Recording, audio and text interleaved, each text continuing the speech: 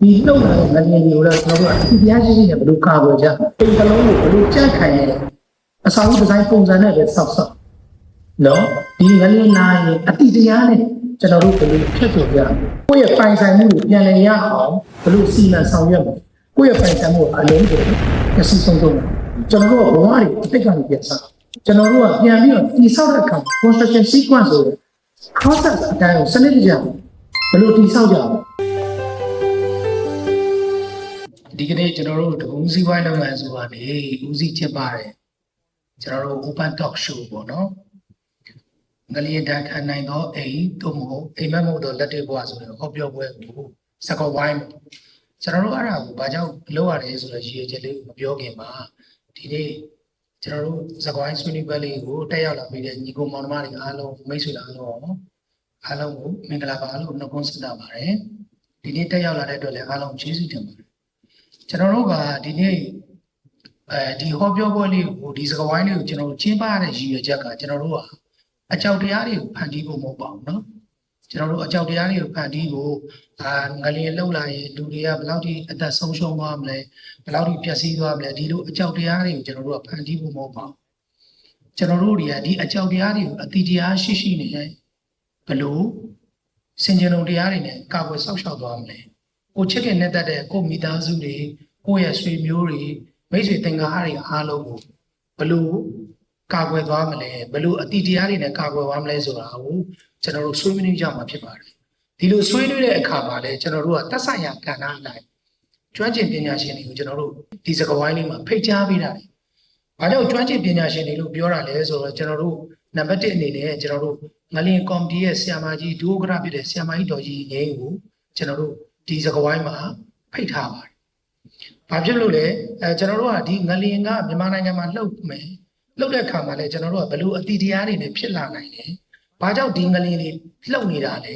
ဒီလှုပ်လာတဲ့ငလျင်တွေကိုလည်းကျွန်တော်တို့ကအတိတရားရှိရှိနဲ့ဘလို့ကာကွယ်ကြမလဲအဲ့လိုကာကွယ်ဖို့အတွက်လည်းကျွန်တော်တို့က structure designer MMHK ရဲ့ structure designer နဲ့ကျွန်တော်တို့ managing director ဖြစ်တဲ့ဆရာဦးမျိုးထက်ကျော်ကိုလည်းကျွန်တော်တို့ဖိတ်ထားဘာကြောင့်လဲဆိုတော့မိမိကအိမ်တစ်လုံးကိုဘလို့ကြက်ခိုင်တဲ့အစာအုပ်ဒီဇိုင်းပုံစံနဲ့ပဲစောက်စောက်နော်ဒီငလင်းလာရင်အတိတရားနဲ့ကျွန်တော်တို့ဘလို့ဖြတ်ကျော်ကြမလဲဒီဟာလေးကိုလည်းကျွန်တော်တို့ကထည့်သွင်းဆွေးနွေးဖို့ဆရာဦးမြင့်တို့ကြောင့်လည်းကျွန်တော်တို့ကဒီစကားဝိုင်းလေးတွေမှာဖိတ်ကြားပေးတာထိုနည်းအတူမိမိတို့ကတန်ဖိုးရှိတဲ့ကိုယ့်ရဲ့အစာအုပ်ပိုင်ဆိုင်မှုအိမ်တော်၎င်းလူတော်၎င်းထိခိုက်မှုဖြစ်ခဲ့ပြီးထိခိုက်မှုဖြစ်ခဲ့တဲ့အခါကိုကျွန်တော်တို့ကဘလို့ကာကွယ်မလဲကိုယ့်ရဲ့ပိုင်ဆိုင်မှုတွေပြန်လည်ရအောင်ဘလို့စီမံဆောင်ရွက်မလဲအဲ့ဒါလည်းပတ်သက်ပြီးကျွန်တော်တို့မြန်မာအမှန်ကန်လုပ်ငန်းရဲ့နော် WD General Manager ဖြစ်တဲ့ဆရာမကျွန်တော်တို့ဒေါ်ဆန္ဒလင်းကိုလည်းဖိတ်ကြားပေးတာဘာကြောင့်ဖိတ်ကြားလဲဒီကမိတ်ဆွေတို့ပဲစဉ်းစားကြည့်ကိုယ့်ရဲ့ရှိစုမှတ်စုတွေနဲ့အိမ်လေးတစ်လုံးဆောက်လာတယ်ဒါကဒီတဘာဝဘေးရတဲ့မှာပြိုကျခဲ့တယ်ပျက်စီးခဲ့တယ်ရှိတော့အာမခံတင်သွင်းထားရင်မိမိရဲ့ property လေးက recover ပြန်ရမှာ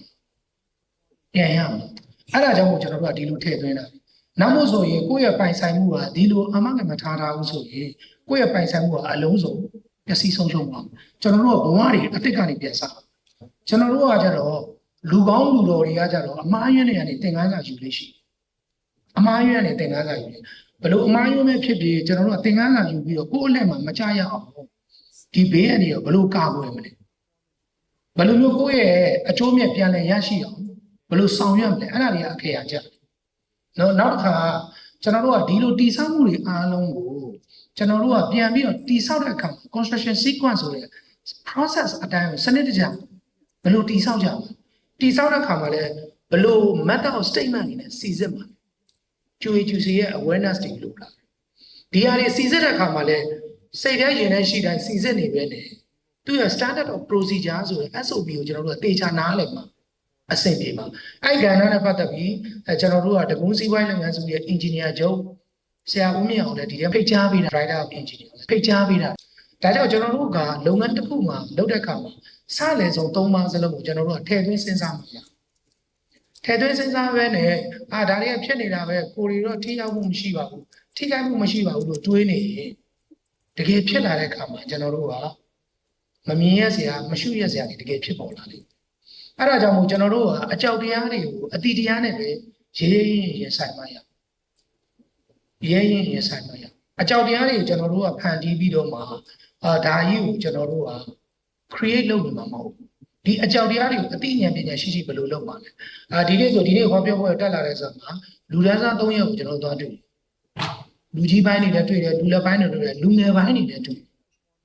ဒါတွေကဒီသင်ခန်းစာတွေကျွန်တော်တို့ကယူရင်းနဲ့ပဲဘယ်လိုကြော်လွှားမလဲသွားမှရမယ်တဘာဝဘေးရန်တွေဆိုတာဘယ်သူမှဒီချိန်ဖြစ်မယ်ဒီလိုဖြစ်မယ်ဆိုတော့ဘယ်သူမှကြိုတင်ပြောဆိုလို့မရအထူးအဖြစ်ငလျင်ဆိုတာပို့လို့တော့ပြောလို့မရဘာကြောင့်လဲကျွန်တော်တို့ရဲ့ technology အရန်မြင့်တဲ့နိုင်ငံတွေတောင်မှပဲငလျင်ဘယ်နည်းလုံမယ်ဆိုတာဘယ်သူမှကြိုတင်ပြီးမပြောနိုင်ကျွန်တော်တို့လုပ်လို့ရတာတစ်ခုပဲရှိတယ်အဲ့ဒါဘာလဲဆိုတော့ကျွန်တော်တို့ကဘလို့ကြိုတင်ပြင်ဆင်ကာဝယ်မလဲအဲ့ဒါပဲကျွန်တော်တို့လုပ်လို့ရတယ်လုပ်လို့ရတဲ့အခါမှာလဲကျွန်တော်တို့ကအသိဉာဏ်ပညာနဲ့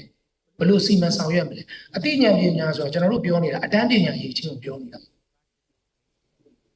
အတန်းပညာရေးချင်းကိုပြောတာအတိတရားရှိရှိနဲ့ဘလို့ကိုချစ်ခင်နေတဲ့ကိုယ့်ရဲ့ချစ်ခင်နေတဲ့မိဘဆွေမျိုးညီကိုမောင်နှမချစ်သူရည်စားဇနီးမရအောင်ဘလို့ကားပွဲမလဲ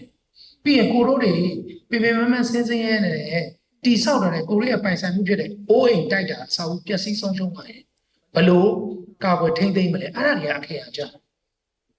အဲ့ဒါတွေကအခက်အကျဒါကြောင့်ကျွန်တော်တို့ကဒီစကားအလေးကိုစီစဉ်လိုက်ခြင်းဖြစ်ပါတယ်ကျွန်တော်တို့စီစဉ်ရတဲ့အခါမှာကျွန်တော်တို့ဥစွာပထမကျွန်တော်တို့ဒီဟောပြောပွဲလေးကိုတက်ရောက်ချင်းမြင်ပေးတဲ့ဆရာကြီးဆရာမကြီးများကိုလည်းအရန်ကျေးဇူးတင်တယ်။ဘာကြောင့်လဲဆိုတော့ဒီလိုအခြေအနေမျိုးမှာသူတို့ရဲ့ပေးရတဲ့အချိန်တွေဒီအောင်မှဒီဟောပြောပွဲလေးကိုတက်ရောက်ရတဲ့အချိန်တွေကအများကြီးရှိတယ်။တုံလေးတစ်ခေါက်ပဲဒီပွဲကိုတက်ရောက်လာတဲ့ညီကိုမောင်နှမတွေကိုလည်းအရန်ကျေးဇူးတင်တယ်။ online ကနေတော့ offline ကနေတော့တက်ရောက်တဲ့ညီကိုမောင်နှမတွေလည်းကျေးဇူးတင်တယ်။ဘာကြောင့်လဲဆိုတော့ဒီခေတ်ဒီအခြေအနေမှာကျွန်တော်တို့ကဖြောပြမှုကဏ္ဍတွေအများကြီးရှိတယ်။အဲ့ကဏ္ဍတွေတော့မှဒီလိုမျိုးစူပါဆန်းတွေကပိုလို့တော့စိုးသေးတယ်။ဝန်ထမ်းတွေဆိုလို့ဒီတရက်မှသူတို့ပိတ်တာလေဒီတရက်မှသူတို့ရဲ့အားလက်ရက်ဒီတရက်မှသူတို့ရဲ့နားရက်အဲ့နားရက်လေးမှာဒီဟာကိုလာပြီးတော့တက်ရောက်လာတယ်။ဘာကြောင့်လဲဆိုတော့ကိုချစ်တဲ့နှစ်သက်တဲ့လူတွေကာကွယ်ဆောက်ရှောက်ခြင်းနဲ့စိတ်ကိုယ့်ရဲ့ပိုင်ဆိုင်မှုမပျက်စီးမဆုံးရှုံးအောင်ဘယ်လိုကာကွယ်ထိန်းသိမ်းမလဲဆိုစိတ်အဲ့လိုမျိုးပဲဒီစိတ်ကိုမိမိတယောက်တည်းတူးတည်းမလုပ်ဘဲနဲ့ကိုယ်ဘေးနားမှာရှိနေတဲ့လူတွေကိုလည်းမျှဝေပေးပါဒီနေ့သိသွားတဲ့အသည့်တရားတွေကိုပြန်ဖြန့်ဝေပေးပါကိုယ့်ရဲ့ခေါင်းရင်းအိမ်ချင်းရင်းအိမ်ကိုယ့်ရဲ့တငယ်ချင်းမိတ်ဆွေကိုသိတဲ့လောက်အသည့်တရားတွေကိုမျှဝေပေးပါဒါ request လုပ်ပါတယ်ဘာကြောင့်အဲ့လိုပြောတာလဲဆိုဟာဒီချင်းရင်းအိမ်ခေါင်းရင်းအိမ်ကငါနဲ့မတည့်ဘူးမသိဘူးမပြောဘူးအဲ့လိုမလုပ်ပါနဲ့ကျွန်တော်တို့ကတမြေတဲ့နေတရေတဲ့တောက်တဲ့ညီကိုမောင်နှမတွေပါနော်အဲ့တော့ဒီညီကိုမောင်နှမတွေကတဘာဝတရားကိုကျွန်တော်တို့တွန်းလှန်တဲ့အခါမှာအတိတရားရှိရှိနဲ့ပဲကျွန်တော်တို့ကတွန်းလှန်ကြပါစို့ပြီးရင်လည်းကျွန်တော်တို့ကဒီအတိတရားကိုရောက်လာတဲ့အခါမှာလည်းကျွန်တော်တို့ဖျောင်းနိုင်လေးများလို့ပဲအလင်းနိုင်လေးတွေမျှဝေပေးပါနိုင်ငံမှာရှိနေတဲ့ကျွန်တော်တို့ညီကိုမောင်နှမတွေကူညီပေးပါလို့ပြောဆိုရင်းနဲ့ပဲကျွန်တော်ရဲ့ပြောကြားမှုတွေဒီကုန်းချုပ်ပါတယ်အားလုံးကိုကျေးဇူးတင်ပါတယ်မင်္ဂလာရှိပါလို့